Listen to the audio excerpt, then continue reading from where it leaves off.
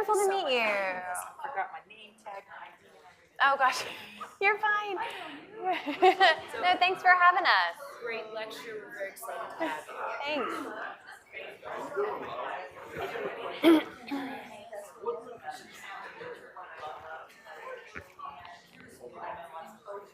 And Joy, my middle name is Joy. Oh, really? Yes. Oh, that's what it's meant to be. It is, it is. I love when I come across other Joys.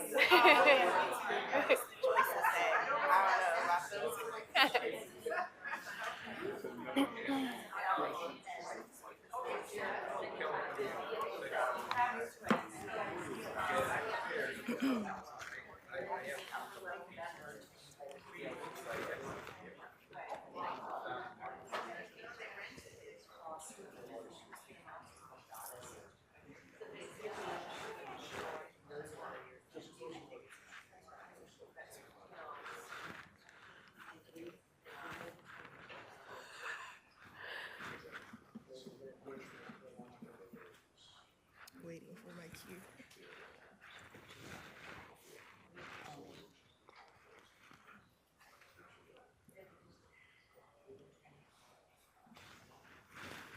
Good morning. I'm Joy Garrett Douglas, the Education and Community Programming Associate at the Dalí Museum. It's good to see you all today.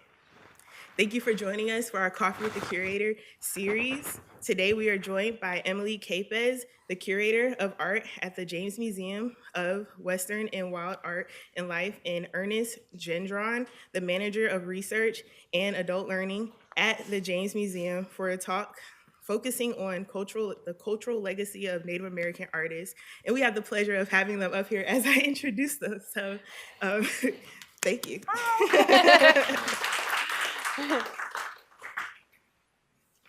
But before we get to the talk, please join me in thanking the City of St. Petersburg for their continued sponsorship. Thank you. Yay. And a special thanks to our members who make events like this possible. Thank you, members. Thank you, thank you. Please visit our website, thedalí.org, for information about our activities and programming. I will go through a few. We have our Little Surrealist tour, Dilly Dally with Dalí, and the Sax Quartet on Sunday, this upcoming Sunday. Please join us. All of the events listed are free. However, the Little Surrealist tour includes, you have to purchase a gallery admission ticket so that you can have your little ones on a tour with one of our wonderful docents. And I think I saw Cindy here. She's often our tour guide and she's amazing. Then we have on Monday, our lecture, Goins Art Books. Then we also have on the 8th, Art and Meditation at 12 p.m. in our theater. The 9th, we have poetry at the Dalí. The 10th, Conversations, Dalí and the Impressionists. That's going to be a great one. We have our Dr. Hank Hine and a few other of our amazing curatorial staff and the curator of the Boston Museum of Fine Arts, which our collection is coming from for our special exhibit coming up. Also, the 13th, we have a lecture, the lecture Aldous and Huxley and the Doors of Dalí's Perception. The 16th, lecture Art and Food, and that also is centered around our Impressionism exhibit. The 19th, Yoga at the Dalí, Storytime at the Dalí, and Dilly Dally with the Dalí.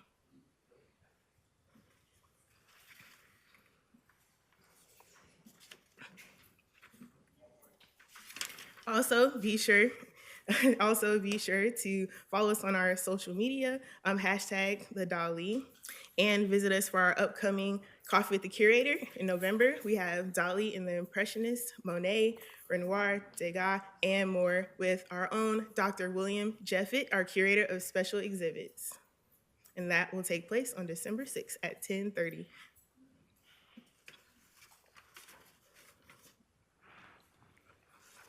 Today is my pleasure to introduce Emily Kapes and Ernest Gendron. Emily Kapes is the Curator of Art at the James Museum of Western Art and Wildlife. Her degree is in Art History and Studio Art from the College of Charleston,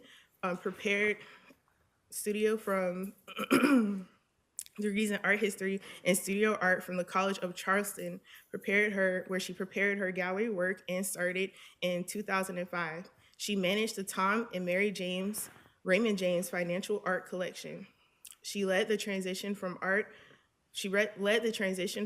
from a corporate setting to the James Museum, planning the initial artwork and exhibition design for the 8 galleries.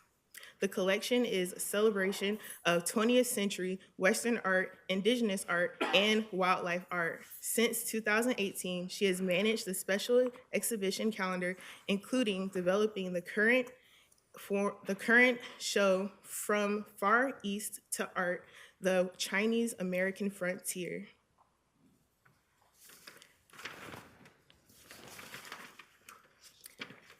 Ernest Gendron is the new manager of research and art and learning at the James Museum.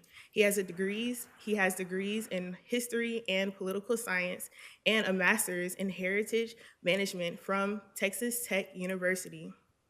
He has worked independently as a traditional craftsman and has also worked in museums and historical sites as an educator and manager in such institutions as the Buffalo Bill Center of the West in Cody and Fort Robinson in Nebraska. His work has focused primarily on education and history, northeastern woodlands, and northern plains heritage, and telling the stories and carrying on the legacy accompanying those traditions and arts.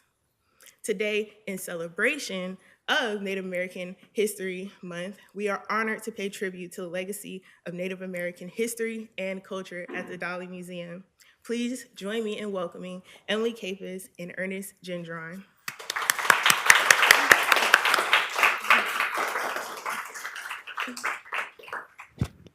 Thank you, Joy.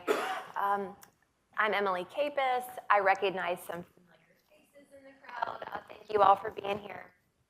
And thanks to the Dalí Museum team for inviting us here to share a bit about art that's down the street in the James Museum.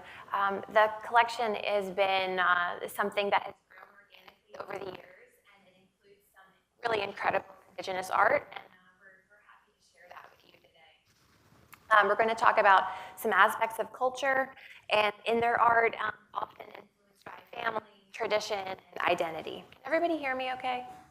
Yes. Okay. You're in dessert, though. Would be better to a podium. Yeah. Stand at the podium. Okay. You're in the dark. Well.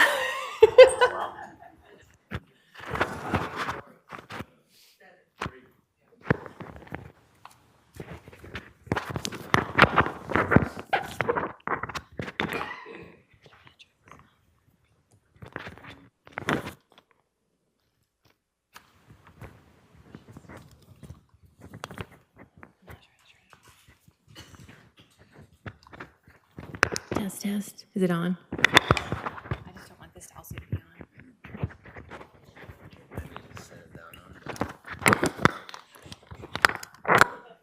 Okay. There we go. Test. Okay. Now we're good. Oh, loud? Okay.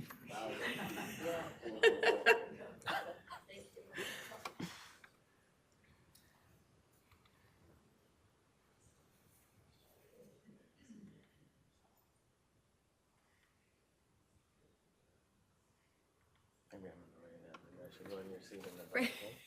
No, you're good. Okay. You're good. So, it's unusual for a museum featuring Western American art to be right here in St. Petersburg, but we're grateful for the opportunity to share it.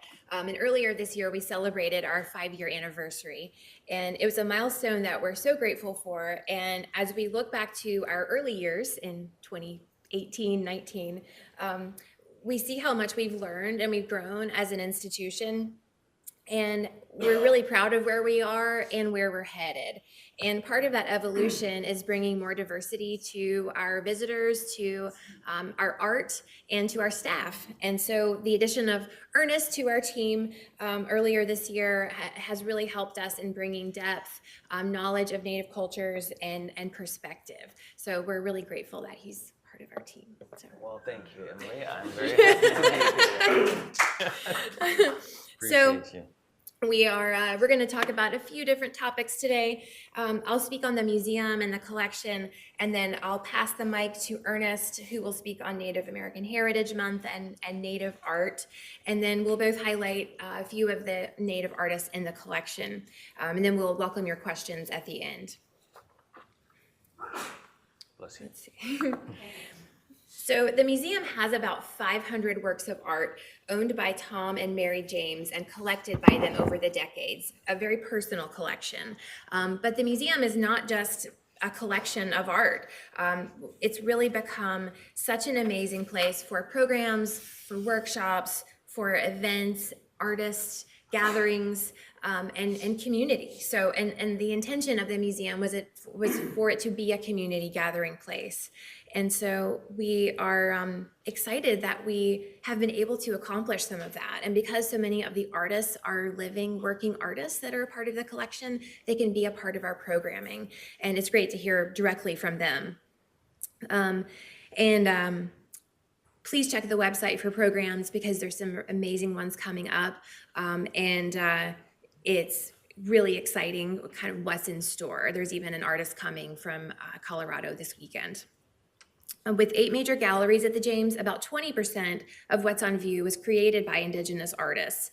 And we've received some recent gifts that we're thrilled about, gifts of art by Indigenous artists that have important pottery, katsanam, and baskets, additions to the collection. So please look for those in the future to be rotated into the galleries. Has everybody been to the James Museum? But, okay, most people. I'm thinking that since it's down the street, that most of you have. But I encourage you to visit if you haven't. Now, the majority of the works by Indigenous artists are located in the Native Artist Gallery and in the Jewel Box, but you'll find them throughout the museum, and we're adding more to other galleries as well so that they're more interspersed. There's paintings, bronzes, stone sculptures, jewelry, weavings, pots, beaded clothing, and glass. So it's really a variety of approaches with our Native art. And Tom and Mary have been drawn to Native art that often references the artist's identity or culture and what they gravitate to in their subject, style, or medium. And with Indigenous artists historically so underrepresented in museums, our collection gives us the chance to feature some of those many talented makers across the country. And we also highlight Indigenous artists and culture in our special exhibitions gallery over the years. And that room gives us a chance to, about 3 times a year, and change out the art. And we can expand on themes that are in our collection galleries or borrow art to showcase topics to the new museum. So before we get into the current topic, I just want to give a real quick plug. If you haven't been lately, we do have a new special exhibition open from far east to west, the Chinese American frontier. And it's another version of celebration of culture and identity through paintings and historical objects. The artists are all Chinese American, looking back at early immigration to the US. I became fascinated with the topic a couple of years ago. I ended up borrowing art from 10 different institutions and partnered with the local Suncoast Association of Chinese Americans. And one of the board members from that group translated the entire show so that there's Chinese language text throughout. So you can see here by Ernest's head the dual language logo. So I had a lot of fun putting the show together. And so please check it out. And just a reminder that we have $10 Tuesdays where we're open till 8 p.m. So back to the real reason we're here. I've worked for Tom James managing his art collection for 17 years. Tom and Mary James have been such supporters of the arts and collectors since they were dating in college. They always had this culture and art mindset, and they've always purchased art where they traveled and supporting artists at festivals and especially emerging artists. And their collection grew organically in those first few decades as they purchased what they liked. And as they started going out west to ski in the 1980s, it was natural for them to wander into these Western art galleries in Colorado mountain towns. So this Western subjects of cowboys and frontier scenes and Native Americans drew them in because of that nostalgia they had for early Western films and TV that they saw growing up. So this painting was the first painting that they purchased at one of those Colorado galleries. It's by Earl Biss, Winter Sunrise Circle of the Big Sky People, and it was still wet when the Jameses purchased it. He first saw it in 1985. The artist had just been in the gallery dropping it off, and he was able to meet with the artist that weekend. And it sounds like it was a pretty incredible experience. And Tom James bought several paintings that day, including this one. And this one's sort of become a symbol for the Indigenous art that's now in the James Museum, because once he purchased this one, the floodgates kind of opened. Because I think the Jameses enjoy so much about hearing from the artists directly about their inspiration and about their cultures, as with many Native artists represented in the collection, Earl Biss reflects on his Crow Nation heritage. So here, Biss transports us to winter in Montana. It's a very different scene than what's outside right now. It's so pleasant. But this is the home of his people, the land of his people. You can almost hear the wind whipping across the snowy plain. When Biss studied under Native artists Fritz Scholder and Alan Hauser, who you'll hear about in a little bit. Alan Hauser is Apache. His formative time at the Institute of American Indian Arts introduced him to modern movements like abstract expressionism. And so when he created his landscapes and his portraits with spontaneity and textured brushstrokes, he was wanting to honor his Native heritage and identity and his family, as well as the natural world, but in this style. So he became a key contributor to the contemporary Native American art movements of the 60s and 70s, following right behind Fritz and Alan. So it was a really important piece to begin the collection. I don't think Tom knew that at the time. He bought it because he liked it, and he liked hearing Earl's stories, and he became friends with so many of the artists that it just became about supporting them and wanting them to continue working in their endeavors. So from that first painting by an Indigenous artist, hundreds more have been added to the collection. And then the sculpture came, and then the pots. So many works have been collected at the Santa Fe Indian Market, and that's a very much a current working market for artists. Has anybody been there? I mean, it's an incredible experience to go for that weekend with all of those hundreds of outdoor booths and lots of offshoot festivals too. And of course, all the galleries that are there in Santa Fe. It's such a hub for Indigenous art. It's where the Jameses spent a lot of time meeting these artists. And so much of it is about relationships, and it's personal to them.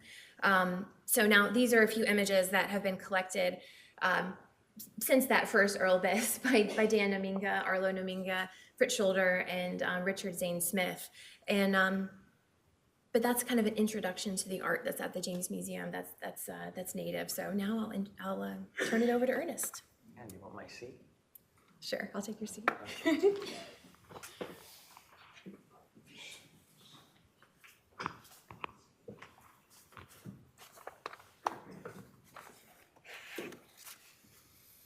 All right, as she mentioned, I'm Ernest Gendron.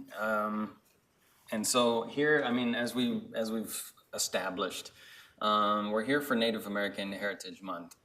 And so I have this quote, interestingly, by President Reagan, that I wanted to include, because what I think is interesting is he does talk about that our literature and all of our arts draw upon Indian themes and wisdom. And so today we're talking a little bit about art. And at the James Museum, of course, as we've mentioned, Indigenous heritage has a huge influence on everything that we do. Of course, the Native artists, as Emily was referring to, but also Indigenous art, culture, lifeways, history has had an enormous impact on many of the other artists, non-Native artists that we have in our collection as well. And so you'll see themes, color schemes, all sorts of things that are borrowed from Indigenous experience, from art, and inspire a lot of the work that those individuals do. So in talking about Native art, it begs the question, what is Native art? How do we define Native art? And so there's no all-encompassing definition, really, of what Native art is, which is sometimes kind of frustrating to not get up and be able to give a concrete definition. And the category we've seen has changed over time. Early on, it was referencing only ethnographic objects that were being collected by major institutions and what we refer to today as traditional craftsmanship.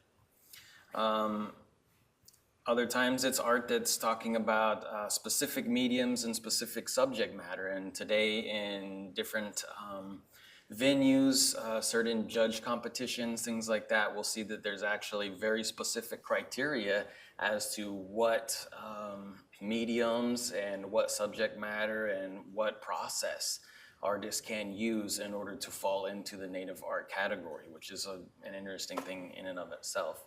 And perhaps the broadest definition of Native art is basically any art that's created by a Native American. And so while that seems like a simple definition as well, it can also get extremely complex and controversial into who we're talking about when we talk about, who is a Native artist. Talking about whether the individual is quote unquote Native. And it's interesting because I think there's 33 separate definitions of what constitutes an Indian in federal legislation alone. So there's, a lot of different definitions of who is or isn't Native, and people could fall into one, all, or none of those categories. And there's the Indian Arts and Crafts Act, of course, which is used most often when it comes to the production of art. But even that has been very controversial as well, with many Indigenous artists on both sides of the fence, both in favor of it and also condemning it. So even determining who is a Native artist or trying to figure out what Native art is in terms of that can be very tricky. And so, again, going back to the kinds of work that it includes as well, I mean, while there is no set definition, what we do see are there characteristics of Native art that often include things like indigenous understandings of place, of identity, of land, of spirit, and of relation or interrelation. As well as there's a concept known as survivance, which has been getting more traction in recent decades, which is the combination of the terms survival and resistance, which speaks to a little bit of the motivation and tenor of some of the work that Native artists are pursuing. So in my own work, traditionally crafting bows and arrows, wooden and stone clubs, spoons, utensils, all sorts of things, tools for other artists to use in their work. I've been referred to as a traditional craftsperson, as an artist, and I'm not always sure myself exactly where to draw that line of what's craftsmanship, what's art. Certainly there's aspects of art in everything that Indigenous artists or craftspeople are making, however we want to define that. I would add that often the utility of the object plays a role in these sorts of definitions today. But I think that it's the attention to aesthetic form, the attention to material, to spirit in the creation of an object that blurs these lines and that lends artistic qualities to Native art. And that is what has fueled collecting, has fueled inspiration from other artists, and also what fuels the Native art market today. And so to go back to what Emily was saying about the James Museum, the art that we see and that we'll look at even today is not necessarily a cross-section of all of what Native art is or can be. It's going to be a reflection more of the taste, the interests, and of course those relationships that Tom and Mary James have had over the years.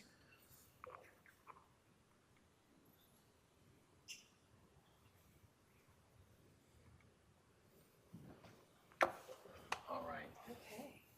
With that, I will hand it back to Emily. Hi again. Yeah. So I chose to present Tammy Garcia first, and she's a Santa Clara sculptor and potter. She's personally one of my favorite artists in the museum, and she comes from a long line of accomplished potters in the famed Tafoya family. So growing up, it was a natural direction for her to consider pottery as a career, and because she saw this tradition growing up. Her great-great-grandmother was Serafina Tafoya, and so she's in this 5th generation of potters that are creating these incredible pots. She grew up watching her mother, Linda Kane, make pots, seeing her grandmother, her great-grandmother, and had their museum, having pots in museums. So she grew up with it. So it was just part of her roots, and it became an amazing family record that kept this design work of this pottery. So actually pictured here on the left, you're right, is her great aunt, Margaret Tafoya. But it's just been amazing. And she even went to school for a little while and considered being a hairdresser. I'm so glad that didn't work out. But you can see the scale of some of the pots that she makes in this portrait of her. And some of them are quite large, and she can only make a few a year. The middle picture here is a pot that's in the James Museum. They're pretty hard to come by because she only makes a few a year, but her deeply carved imagery and with this having the turquoise inlay work is just beautiful. And the pot that we have is not too large; it's maybe about like this, but we were so happy when we were able to acquire this to the collection. Now she's taken her technique and her medium from Santa Clara roots, but she's expanded and evolved in many different directions. Tammy became famous for deeply carved ceramic vessels with both classic designs but also modern iconography related to Pueblo life and stories. So even though she didn't grow up on the reservation, she definitely, as a young person and young adult, really went back to that tradition and really immersed herself in creating very traditional works. And she said one story she said was, my mother created maybe for every 10 pots, 9 of them would be very traditional and very, very predictable, and then 1 would be really unconventional and really kind of pushing the limits on what she could do. And Tammy said, those are the ones that I really paid attention to. And so as she grew and evolved in her own pottery tradition, she started really doing a lot of experimentation. She was also likely inspired by graphic arts by earlier Santa Clara artists like Helen Hardin, and those are 2 images, 2 paintings there on the lower right. And so Tammy worked larger and larger with her pots for a challenge, but some of the vessels, of course, don't survive. It's a real tedious drying process. It takes a long time, and so they didn't always survive the firing steps. With her work so sought after, she decided to learn the bronze casting process. So these are works in the James collection, and you can see the geometric forms have evolved somewhat as she could work larger. She could work in incredible detail, and some of the totems are 8 feet high. And they're covered with patinaed Puebloan symbols and references to nature and the spiritual world. And she's also worked in glass and in jewelry and collaborated with other artists like Preston Singletary, who you'll hear about in a little bit. But bronze was able to give her more flexibility, and she was able to satisfy collector demand as her popularity accelerated because the pots were just one-offs. And so working in additions, even though they were small, it allowed her to really expand what she could do and add a lot of color as well. But pottery remains the foundation of her work, but she's really pushed a lot of boundaries in Pueblo art, and is one of the most recognized Indigenous artists of the Southwest today. Though well-versed in tradition, she's on the forefront of innovation with her bronze sculpture and her pottery, and I really appreciate her for pushing the limits and seeing what her medium can do. And a lot of museums have taken note as well. She's part of the permanent collection of the Heard Museum, the Autry Museum, the Denver Museum, and she lives in Taos, New Mexico. So we're very blessed to have as much work as we do. And she also knows the market and knows what people want to buy, and has been able to really achieve a lot of commercial success with her gallery representation and with the works that she's been been able to create.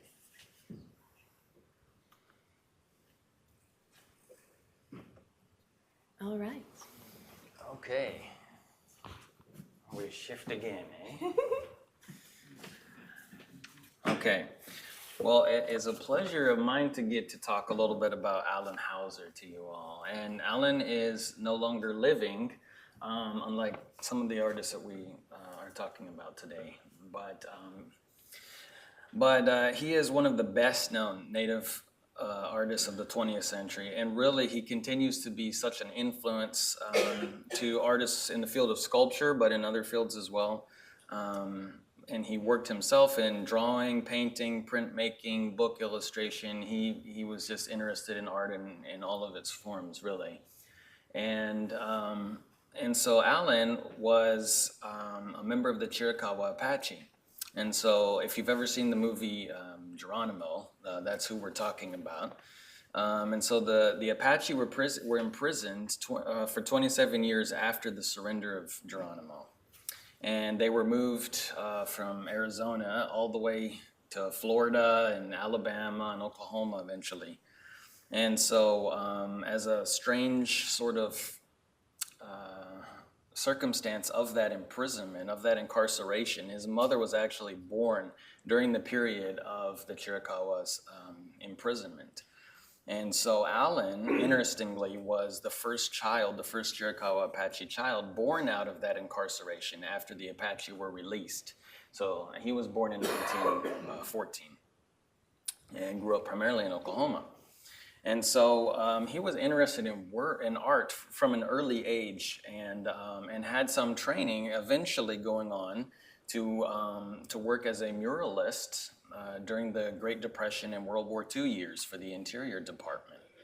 And a story that I had heard that was kind of made me laugh a little bit was that after completing several murals and his popularity was growing, he was commissioned to do a major work for the Haskell Indian School in Kansas. And it turned out to be an 8-foot sculpture. They had an 8-foot piece of white marble, and they wanted it to be a sculpture. And so this would be the first major sculpture that he had ever done. He had only worked in terms of sculptural medium, he'd only worked in wood carving, and they were pretty small carvings that he'd been accustomed to doing. So they were a little nervous, and they were saying, Alan, like, do you think that, have you ever done any sculpture before? And the story is, he said, oh, yeah, I've done tons of sculptures. It's no problem. And so he was able to, of course, do a fantastic job and really kick off his career with a bang like that. Did you? Yeah. Have you seen? Yeah. So a couple of years ago, when we were researching and preparing for the boarding schools exhibition, I think that was 2021. The organizer of the exhibition, though it was originally through the Heard Museum, the Mid-American Arts Alliance, sent me and Julie Matus, Director of Education, to Kansas City to do a few days training, because it was such a sensitive topic, such a cultural history that we weren't that familiar with. Everybody that borrowed the exhibition, all institutions, had to go through this training, and it was incredible. And one of the field trips, if you was going to Haskell in Kansas, and so we all got on a bus and went there for the day and had programs lined up all day, and there you go, Alan Hauser sculpture right there. It's huge. Massive. Had no idea it was there, and there was a little plaque there. It's a very unassuming spot, but it just really helped to kick off his sculpture career. Mm-hmm. I was blown away when I walked around the corner and there it was. So another thing about Alan is he also was able to, as you sort of mentioned, his influence on Earl Biss, and so he was a professor and a mentor and worked actually for 11 years teaching Diné students at a vocational school in Utah. And so then later he became a professor at the Institute of American Indian Arts, or IAIA, in Santa Fe, where he was primarily teaching sculpture. So there he was able to mentor many Native artists during his tenure, and then finally retired in 1975 to pursue what would become a very productive career for him. And so through his distinctive work, he developed what's now called the Hauser style. And while he was there, there were virtually there were no native sculptors. His work at Haskell was the first major sculpture done by a native artist in the 20th century. So by the time that he retired, there were thousands of native sculptors and artists that had undergone training with him and had been, of course, influenced by his work. So you really can't underestimate the impact that he's had on native art and on the field of sculpture. And so I mentioned that he began his career mostly post-retirement in terms of really amping up his work. And so they say about 90% of the work that he created was done after his retirement. So as I said, he was a prolific artist. He made over 1,000 sculptures, 90% of those done after 1975. But he used a variety of mediums. He was comfortable with any sort of medium: bronze, stone, wood, steel. And so as a retired artist, I think it's interesting because he perhaps had different influences on him than maybe if he had been beginning as a young emerging artist, a little bit more freedom to pursue different mediums and things as he wanted to as well. So something about his craft, I think, just speaks to people. Here's some other pieces that we have in the collection. And I'm not comparing myself to Alan Hauser. I'm saying that right now. But I'm just saying, as a person who is involved in the process of creating, working with mediums like wood and stone and things to create objects, I noted that for me, there's an organic process. It's sort of a conversation in a way, or a give and take with the material that you're using. For me, when you're making bows and things like that, you can't really just force it to do what you want it to do. It's a conversation in a way, and there's a spirit in that medium that you're working cooperatively with. And so that's sort of the way that I approach things. And so I was really interested to find out that for Alan, it was the same kind of thing. So instead of coming up with just ideas and then forcing, okay, now I've got a rock and I'm gonna force this to become whatever it is that he had in his mind, he would spend time with the stone and he would contemplate, looking at it all around and just to determine what form that it should take, and allowing that to be a little bit more cooperative process than just going in with fixed ideas of what it would be. So that really kind of spoke to me when I learned that. But sculpture is probably his best known work, and that's certainly what our collection reflects at the James. He's perhaps best appreciated for his ability to capture the spiritual essence of a person or group of people in a single and simple form. And so when talking about sculpture, one of the things that he said is that sculpture is the art that, for him, people respond to most naturally, and that the key to good sculpture is simplicity. And so I think a lot of times you take for granted, some of his artistic ability because of some of the simplicity. But what he said was, the sculpture, it must be a simple statement. In your sculpture, you're talking to people. Your sculpture is your alphabet, it's your grammar. And in any form of art, speak simply so that you may be understood. And he certainly did. And his art has had mass appeal, and his focus on human dignity, on cultural pride, the sort of topics that are in his work, they speak to Apache people, they speak to American Indian peoples more generally, and they speak to broader humanity simultaneously. And so the essence of what his work is really speaks a universal language, and as a result, he has had an incredible impact and continues to. And I was pretty blown away to find out that we had some of his work in the collection, and I'm always impressed when I get to see it in person. So I will pass the baton once again.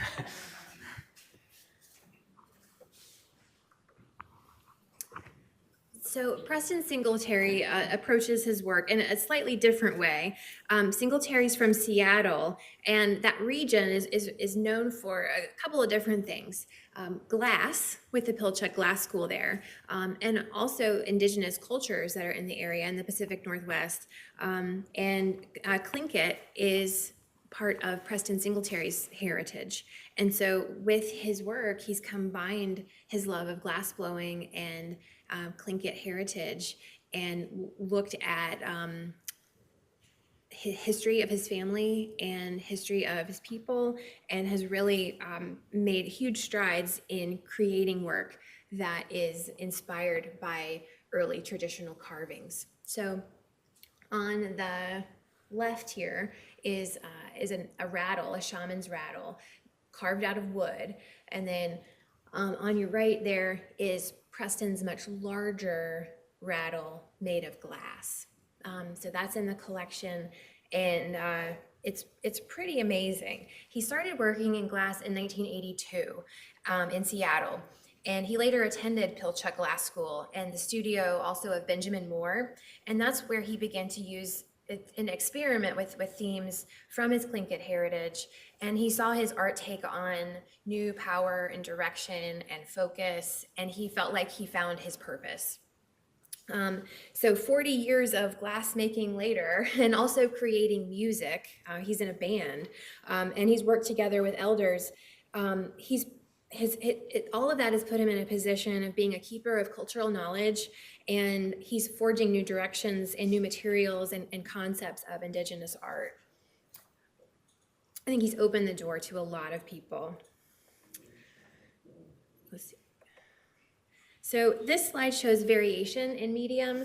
So here's Preston here. He collaborated with wood carver David Svensson to design and create a wooden totem. Then he made a cast bronze version, which is the middle image. And you can see that at the museum. And then he also later created a cast glass version, seen there in blue, which was pretty amazing. There's a series of YouTube videos if you want to look that up on how he made that. But I don't think much cast glass has been made of that size. It was a significant effort. He went to Europe for it, and it was a special project for sure. And this story that is told through the totem represents his grandmother and the bear she had as a child that she kept as a pet for a short period of time. And so it's very personal to him, but he also expanded on it. So it's certainly based in history, but he's a storyteller. And just like all the artists that we've talked about, I mean, they're all storytellers. And over time, his skill with traditional formline design, seen in art of many Pacific Northwest Coast Indigenous nations, has strengthened and evolved, allowing him to explore more fully his own relationship to both his culture and his chosen media. And this evolution, and then the success that he had with it, and has had with it, that's been really pretty amazing, has positioned him to be a real influence on contemporary Indigenous art.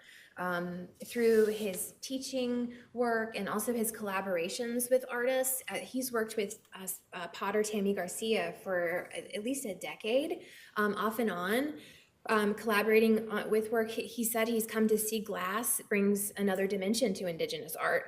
The perspective of Indigenous people and their artistic perspective reflects a unique and vital visual language that's connected to ancient codes and symbols of the land, and this interaction has inspired and informed his own work. So here's a few of his other pieces. This pot here is the one that he worked with Tammy on, and they've done many together, but you can see the vessel is certainly similar to what she's done in the past. And then the other sculptures here. And I want to read you part of his artist statement. My work with glass transforms the notion that Native artists are only best when traditional materials are used. It has helped advocate on the behalf of all Indigenous people, affirming that we are still here, that we are declaring who we are through our art in connection to our culture. So I thought that was really powerful. So take a look at Preston's work next time you're at the museum.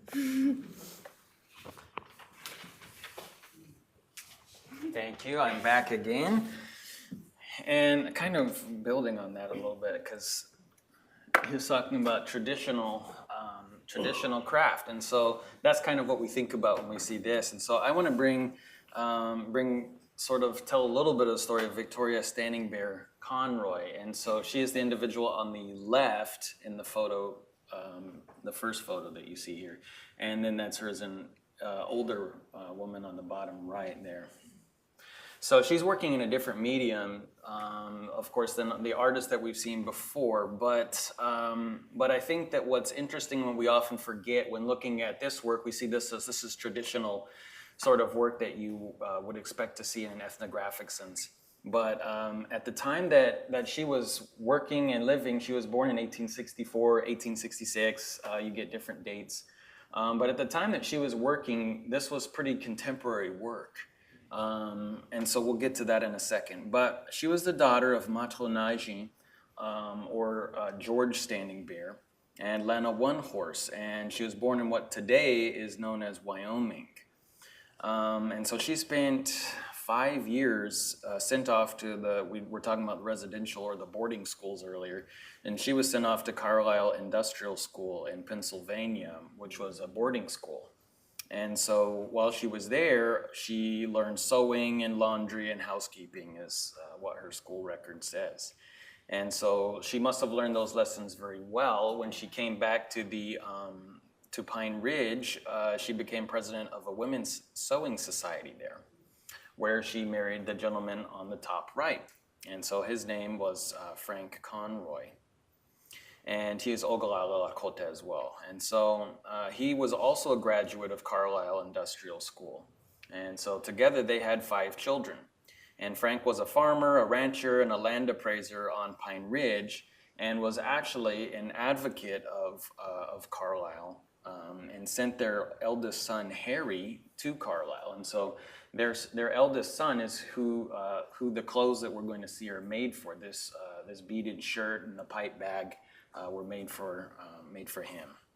So what's really interesting is that, for me, it's such a rare phenomenon. Working in or in the periphery of museums even, we often don't know with certainty even what specific culture to attribute an object. Sometimes, experts are all called in, and tribal members and people trying to determine, well, what tribe or, what culture made this, that, or whatever.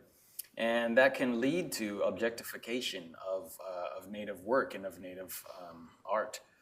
And so it's even rarer that the actual individual that made an object, and rarer still to know who they made it for. So to have all of that information here is just outstanding.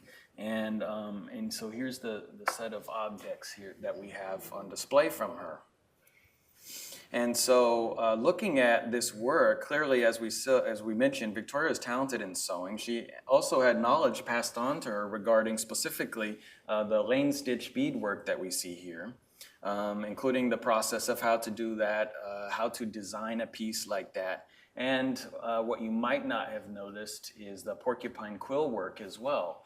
And so if you look, the red and the diamonds on the bottom of the pipe bag, just above the fringe, which we saw on in the center on this previous slide right here, that center image, that's porcupine quill work.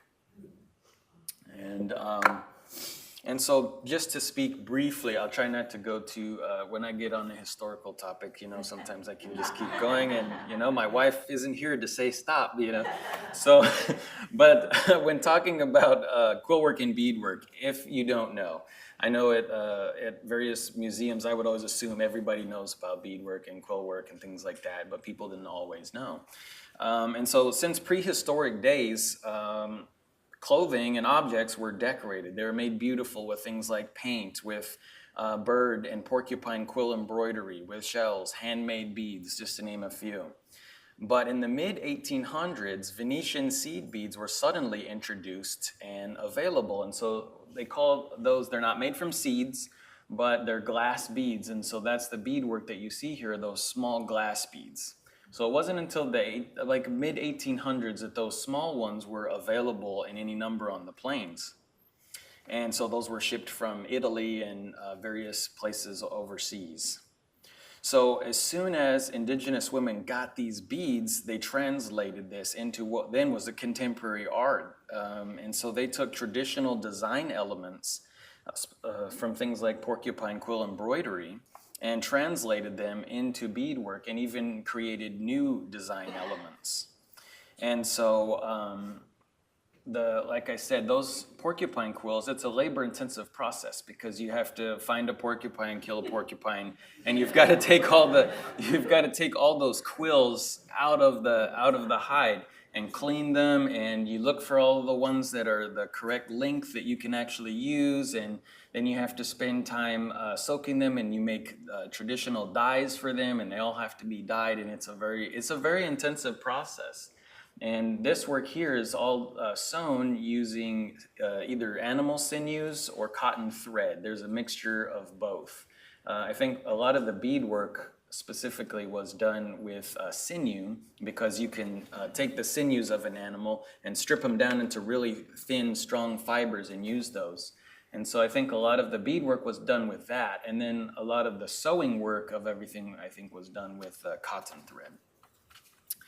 But anyways, so this beaded outfit, these beaded clothes will be very, very important, and they represent a legacy. And so in the words of an Athabascan artist, Rebecca Lyon, she says, quote, "Nothing is as personal as the clothes that we wear. Clothing could be seen as a vessel that holds the human spirit." And in Indigenous communities, decorated clothing is even a part of a person's personal identification.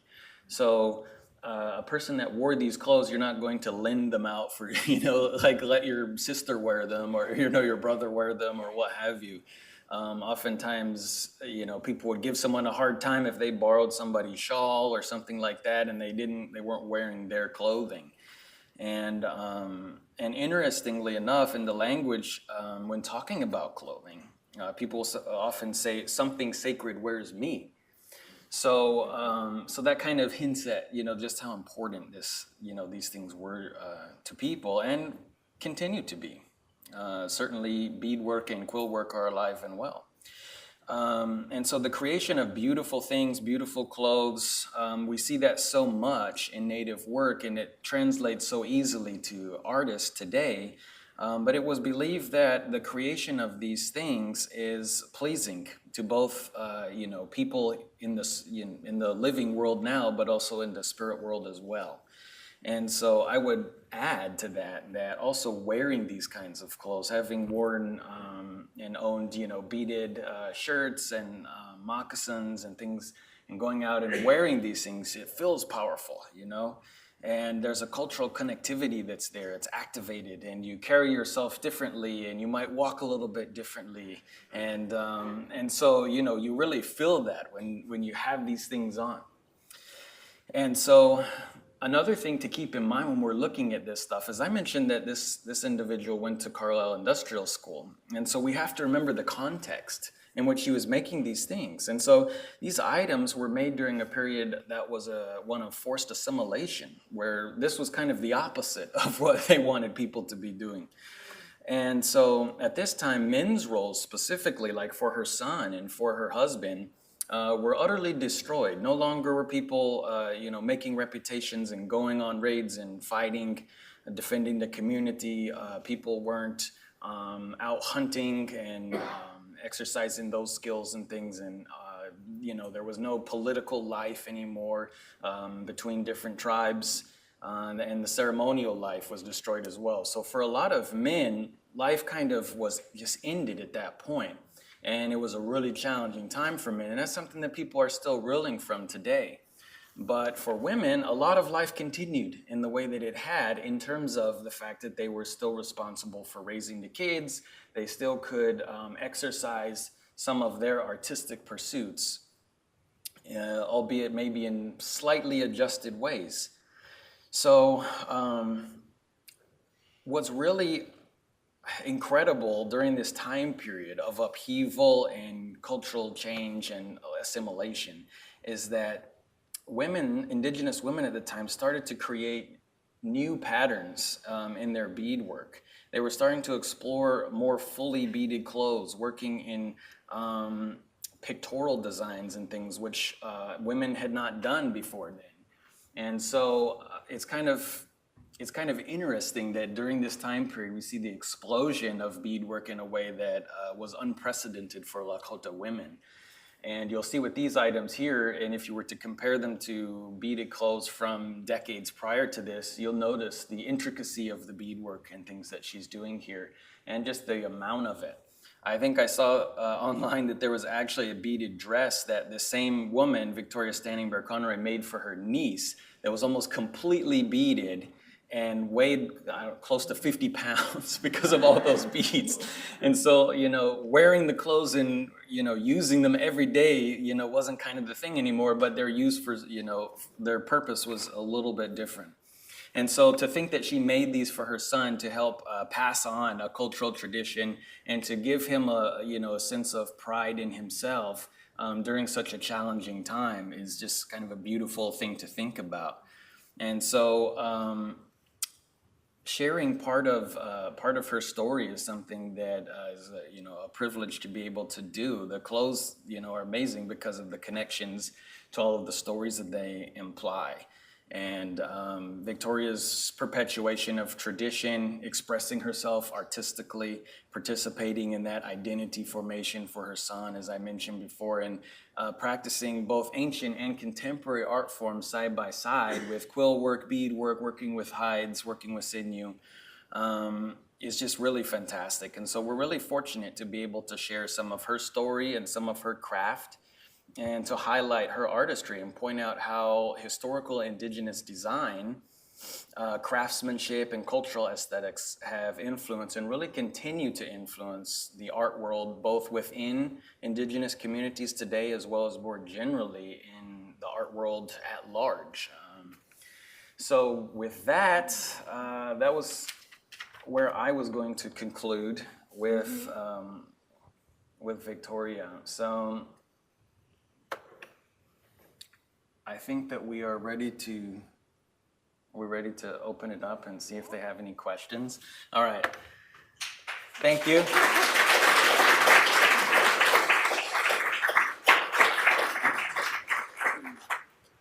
Thank you very much. We really appreciate to be able to share this is just 4 artists. And so it was really hard kind of narrowing it down and deciding who to talk about. We could go so many different ways, but yeah, we want to open it up and see if you all have any questions for us. Do you want to come up to the podium? I don't know if you have the mic still, if they can hear you. I don't know. This one, yeah, and I'll back away so that you can ask her question. No, I was kidding. Yes, right down here. All right, I was interested in your comments when you talked about objectification. Yes. And in terms of current research, I don't know because I haven't researched anything in a while, the difference between classifying a native artist by tribe or by name. Like Iris Nampeyo, should she be known as a Hopi or can she be known as Iris Nampeyo? Right. I think that as much information, if we're looking at a record in our collector system of whatever it is, and when we're looking at labels that we put on objects and things like that in terms of interpreting those objects, I think that all of that information is relevant. I think that it's important to attribute when you can, when it's possible, who made something.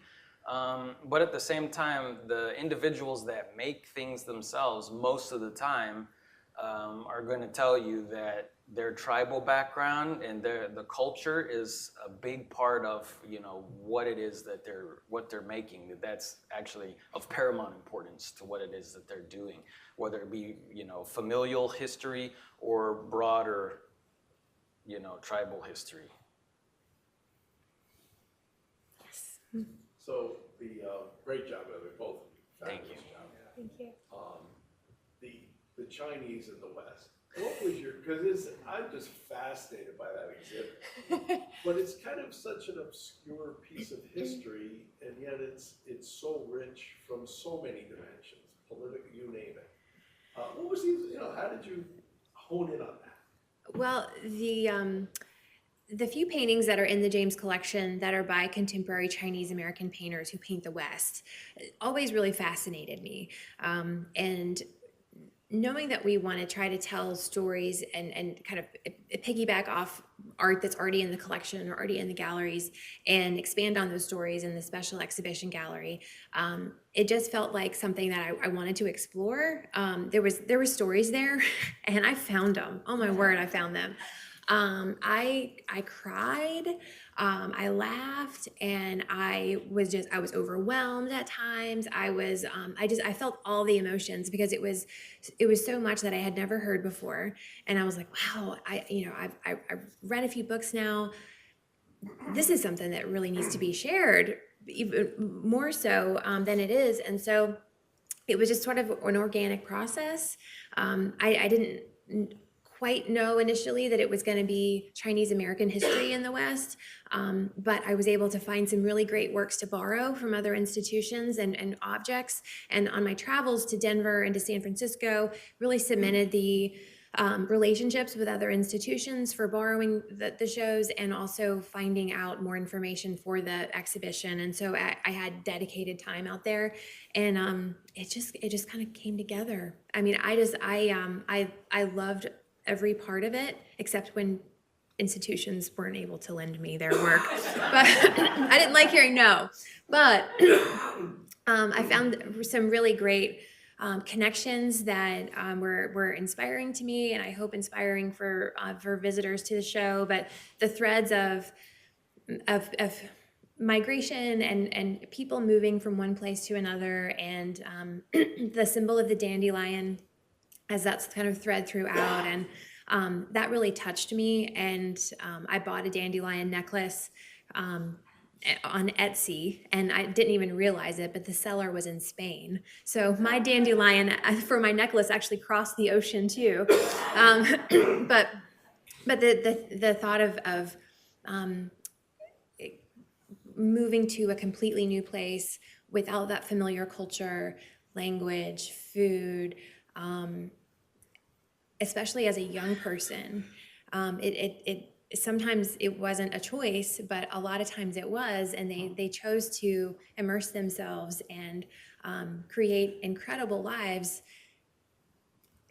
even though there was so much adversity and discrimination. So I think it's a story of hope. It's a celebration of culture. So I hope you all will see that if you go and see it. But it was the James collection that started it all. So, and some very generous museums that helped us out too. So, yes. The beaded objects, the clothing, the bags, is that on display now at the James Museum? Mm-hmm. It is, yeah.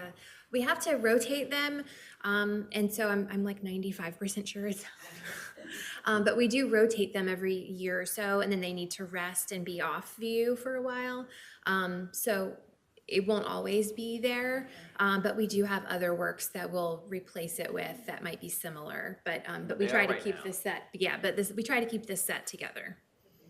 Yes. Yes, the Tammy Garcia, the bronze statue, that was spectacular. Is that, I know it was part of the women's kind of area at one point. Is that part of your permanent collection? It is, yes, it is. It's one of my favorites too. And coming from the James Museum, the Raymond James offices, it was in one of the lobbies, and people would spin it because it's on the kind of lazy Susan. We took that off. So don't try anything. But people really gravitated toward it. I mean, the beautiful gold leaf, the patinaed colors, I mean, it's just gorgeous. It looks like jewel tones. But yes, that is part of it. And she made a smaller version too. It's called Andrea as well. And the Jameses have one in their Colorado home. They loved it so much. So it's very rare for them to have two of the same sculpture. Following up with that, are all the things that you would see, whether it's beaded or whatever, are the permanent collection, they're just rotated? Yeah, so what you see at the museum is the collection of Tom and Mary James. Most of that is on long-term loan to the museum. But the gifts that I mentioned earlier, the katsinas, the pots, the baskets that we have received, those are for the museum. So the museum is actually expanding its collection and has quite a bit in the last couple of years. We've had some tremendous gifts, and they help fill in some of those gaps with other media. So the Jameses have really focused on paintings and sculpture, but some of those baskets and pots and weavings are things that were not part of that collection. Wasn't something that they really focused on. And some people say, well, why don't you have all of this stuff like already? And they say they can't focus on everything. Just like photography was never really something that they were interested in collecting in mass. But now we have an amazing Edward Curtis collection where we have a couple of thousand prints, and it's amazing how the community has really stepped up, and people have these amazing collections right in their homes. So sometimes they just call us, and it's really been it's been mind-blowing, but amazing to be able to share that with the community. So we're learning as we go, but being almost 6 years old now, we've had some amazing experiences already. So Yes. On a few of your collections, I've noticed that some of the Indians carried swords. I never heard of an Indian carrying a sword. Usually it's the bow and arrow or a knife, or a rifle, but a sword. Oh, yeah. Never saw that. Well, historically, True. guys love swords. Who doesn't love swords? Carrying swords. Yeah, swords are cool. So, amongst the Abenaki peoples, we have a guy named Niskambwit, and so he was a chief who fought in Queen Anne's War and various conflicts in the 1600s, late 1600s, early 1700s. And so he had been such a prolific fighter that the French wanted to recognize him for having killed so many English. So because he was fighting, of course, to protect his homeland and everything, but at the same time, he got on pretty well with the French who were there fighting English too. So they would be common cause fighting, So anyways, they shipped him over to meet King Louis in France. And so he was wined and dined and got to hang out with all these guys there. And then while he was there, they presented him with a sword. King Louis presented him himself with a sword and knighted him. Is that a momentum or is that a weapon? He thought it was a weapon for sure. And so he took it that way. And so they actually, gave him a few little classes in swordplay and stuff too. And then they said he went back and was fighting on the coast in Maine and in Massachusetts, and he was carrying this sword that King Louis gave him. And they said he was using it to wonderful effect against the English. So absolutely. He didn't have a bow and arrow. By that time, most people were using flintlock muskets and things. So yeah, he'd carry that, a sword. People had big sashes, so you'd put, a club in there. People had a knife around their neck, another one in their belt, another one in their legging, and be ready to rock and roll. I'm visualizing the swords being scalped. I mean, that's a lot of work, scalping. No, well, they're not necessarily used for that. But another thing is the swords they're such really interesting objects, and they were associated so closely with the military that out on the plains, guys would try and capture these swords whenever they could. And then after, I think it was maybe the War of 1812, and then after the Civil War again as well, they had all this surplus military equipment, all these swords and things that they had stockpiled, and so they just ship them out west and trade to guys at the trading posts, and that became part of warrior society regalia and stuff, are these swords. And you see tons of ledger art of men counting coups and things with these sabers and going into battle with these swords. So the people really loved them, and the way that they glint and reflect light and things like that, people saw a lot of meaning in those kinds of things. So yeah, no, you'll see a lot of swords in paintings and stuff too. Yeah. well, thank you all. We appreciate you coming.